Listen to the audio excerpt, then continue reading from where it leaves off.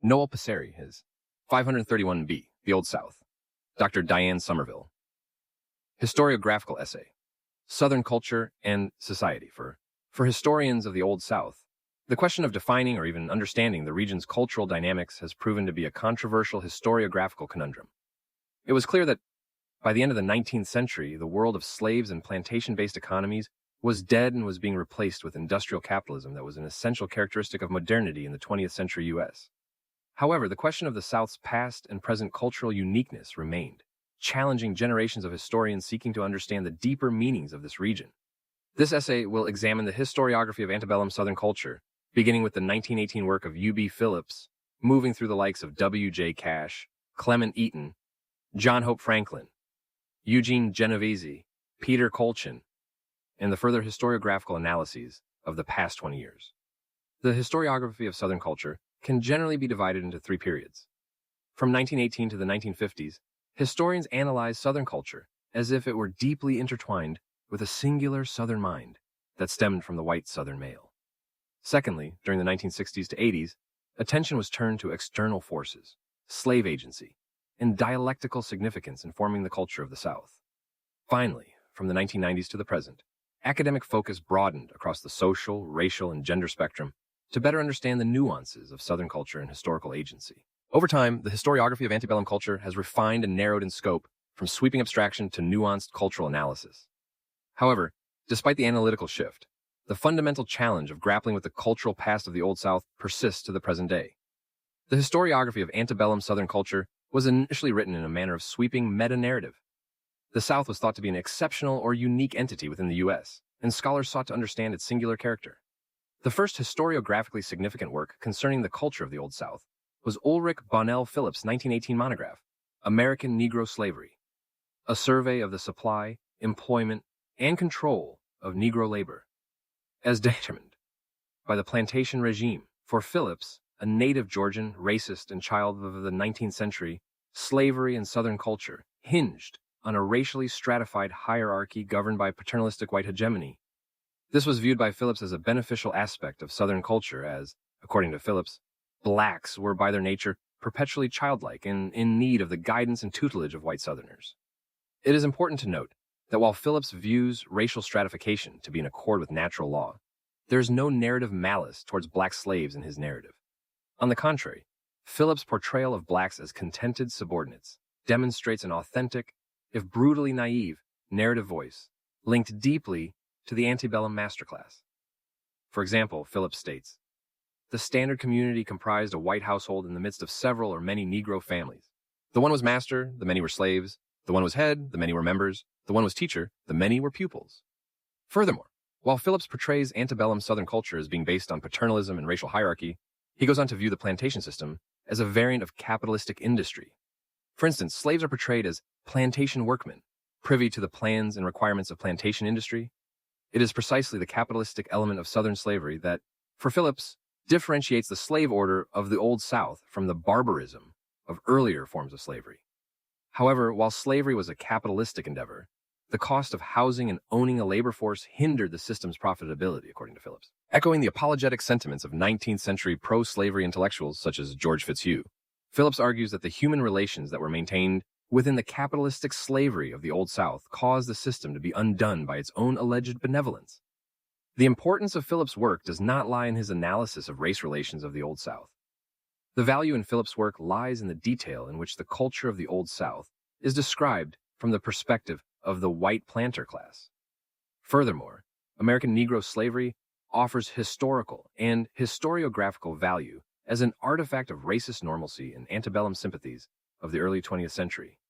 Its sweeping emphasis on the agency of white hegemony, as well as its view of the Old South as both distinct and analogous to the capitalist North, lays a highly influential groundwork for future historians to challenge and build upon.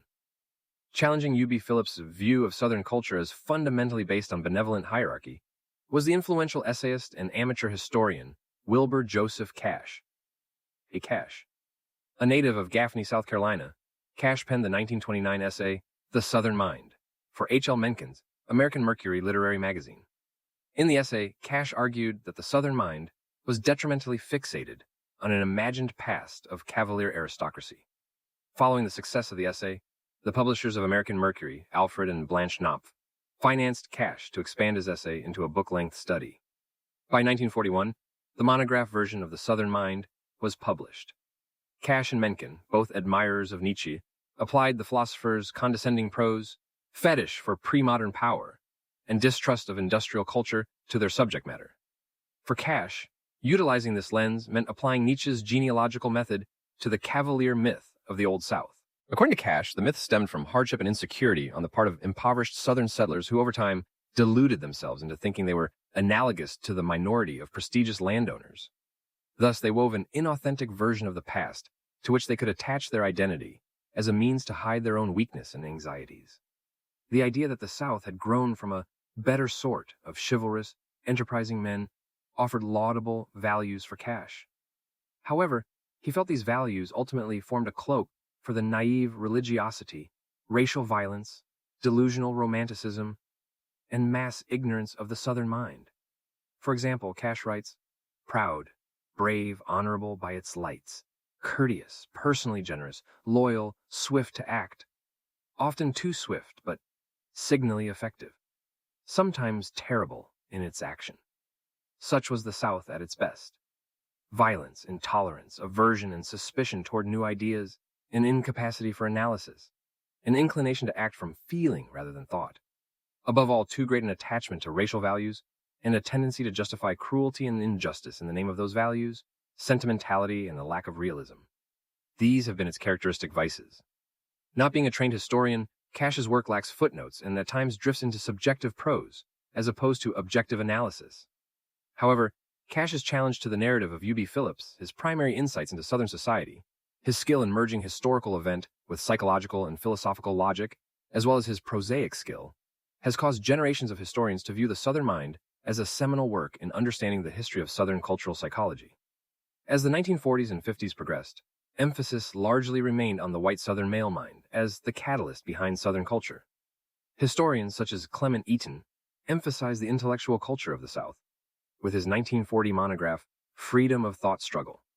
For Eaton, the intellectual culture of the Old South was defined by two periods. The Jeffersonian period, in which political enfranchisement was limited to the wealthy, but the spectrum of socio-political views was wider. And the Jacksonian period, in which political enfranchisement greatly expanded, but the politically conservative views of poor and middling whites solidified slavery as a fixture of Southern culture. Eaton laments this shift, attributing the spread of the South's regressive intellectual framework to John C. Calhoun. For Eaton, Calhoun's charisma, application of Aristotelian logic to Southern culture, and ability to tie slave apologetics to the economic status quo of the South led to the sacralization of slavery in the minds of the common Southerner. However, for Eaton, it is important to note that within Southern culture, there is the capacity for both intellectual diversity as well as conservative rigidity. Prominent African-American historian John Hope Franklin's 1956 monograph, The Militant South, argued that the primary element in the culture of the Old South was martial virtue. Historiographically, Franklin is significant for a number of reasons. In many ways, Franklin's work is consistent with that of his predecessors. Franklin weaves a sweeping meta-narrative that views Southern culture as a singular element that can be defined and analyzed. Furthermore, Franklin is indebted to Cash's view of culture as a psychological component. However, with the Militant South, Franklin begins a shift away from the primacy of white hegemony as a historical agent. For Franklin, the violent component that he saw as central to Southern culture was rooted in a variety of external challenges and insecurities that led to a violent cultural psyche. Furthermore, violent culture was not exclusive to Southern whites. Franklin argues, far from loathing violence, the man of the South was a product of his experiences as a frontiersman, Indian fighter, slaveholder, self-sufficient yeoman, poor white, and Negro. He gladly fought, if only to preserve his reputation as a fighter. However, while Franklin's attention to external contingency marked a significant historiographical shift, it would be the Gramscian analysis of prolific communist historian Eugene Genovese that would radically shift historiographical understanding of the culture of the Old South. An Italian-American Stalinist, Genovese's appreciation for the authoritarian structure of the Stalinist state and his belief in the ascendancy of the historically oppressed working class energized him to describe master and slave in their own terms. In Genovese's first work, a compilation of his research through the 1960s, The Political Economy of Slavery, 1968, He argued that the ideological, philosophical, and moral values of the slave master class were inseparably woven into the economy of the South. In essence, slavery was not simply a cynical or crude method of exploitation by the masters.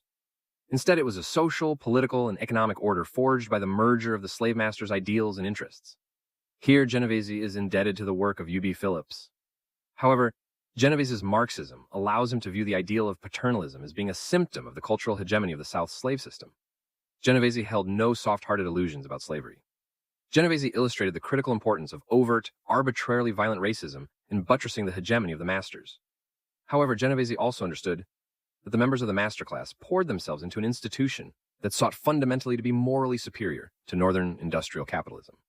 Genovese described slavery not as a mere means to a material end, but as the mode of production from which the slave masters derived meaning. Slavery, while it bound the South economically, granted it the privilege of developing an aristocratic tradition, a disciplined, cohesive ruling class, and a mythology of its own. While someone who respected the work of U.B. Phillips, Genovese viewed the categorization of the Old South being a capitalist society to be weak and uncertain.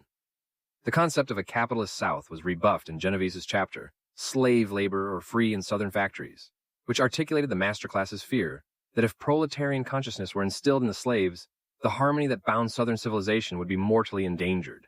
Let our slaves continue where they have been and where they are of immense value. Let them raise from the earth rice, corn, etc., which they are fitted to do. Fill our factories and our workshops with our slaves, and we shall have in our midst those whose very existence is in hostile array to our institutions. According to Genovese, the merger of the cultural ideal and economic institution made the South unwilling to embrace industrial capitalism. Genovese's next major monograph, his opus, Roll, Jordan Roll, The World the Slaves Made, radically reimagined slavery as an aspect of Southern culture. The historiography preceding Genovese on Southern culture emphasized the primacy of white male psychology. Furthermore, the historiography of Southern slavery was marked by Stanley Elkins' Slavery, a Problem in American Institutional and Intellectual Life. Elkins has argued that the severity of Southern slavery had rendered slaves to a servile, childlike state void of agency. This came to be known as Elkins's Sambo thesis. The tool Genovese used to rebut the Sambo thesis, as well as synthesize the ideologies of master and slave, was Antonio Gramsci's cultural hegemony theory. Co-founder of the Italian Communist Party, Gramsci posited that the dialectic struggle between oppressed and oppressor took place on the terrain of culture.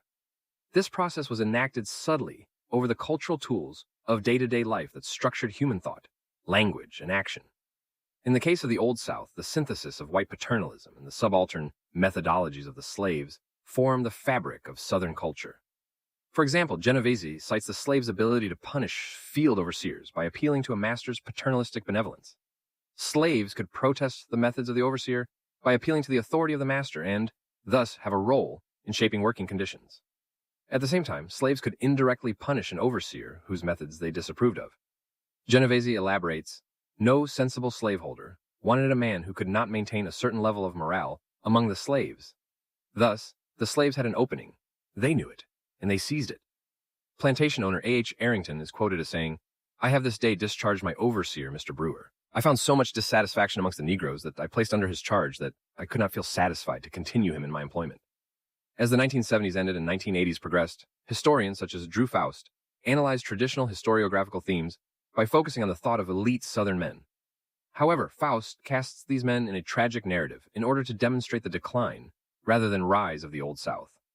Faust's works, such as A Sacred Circle, The Dilemma of the Intellectual in the Old South, 1977, hearken to themes seen in W.J. Cash and Clement Eaton, namely intellectual alienation and anxieties over perceived Southern cultural deficiencies.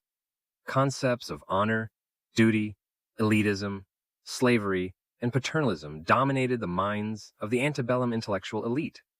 Faust's use of the traditional historiographical narrative technique emphasizing great men is skillfully used to portray these men as participants in, as well as symbols of, Southern culture. As in her 1982 monograph, James Henry Hammond and the Old South, the decline and destruction of the Old South is reflected in the highest classes of the antebellum period. As the 1990s arrived, the historiography of Southern culture increasingly implemented both literary and anthropological techniques in service of historical analysis. For example, in her short 1988 monograph, The Problem of Confederate Nationalism, Faust analyses cultural symbols and language of the Old South to better explain Confederate culture. For instance, she looks at the process of Southern whites learning to better enunciate words to try to demonstrate their natural superiority to black slaves. Furthermore, Faust examines the creation of symbols to solidify the Confederate identity. After referencing a flower crafted from the locks of Confederate soldiers, Faust states, ceremonies, flags, relics, monuments, poems, and songs, Southerners clearly felt the need to create symbols of national identity. The linguistic turn of the 1990s in the historiography of Southern culture caused scholarly focus to shift from grand narratives centered around white men and power struggle to a more specified reading of social factors across a widening spectrum of women and slaves. Leisure activities, living quarters, and literary tropes in Southern literature became stages for agency, struggle, and cultural expression. For example, works such as John Michael Vlach's essay, Slave Quarters as Bicultural Expression, focus on slave housing as being simultaneously an expression of white hegemony, as well as a space of autonomy for slaves. While the scope and focus of the historiography of the culture of the Old South have shifted considerably over the decades, fundamental questions continue to be grappled with by historians, including the homogeneity or heterogeneity of Southern culture, the role of the Southern intellectual, the uniqueness, or lack thereof, concerning slavery, and the hidden richness of the Old South's cultural text. While these questions may never fully be answered, the picture of the Old South as a tenuous landscape of honor, irony, and tragedy is a challenge to those seeking to understand its richness, complexity, and controversy.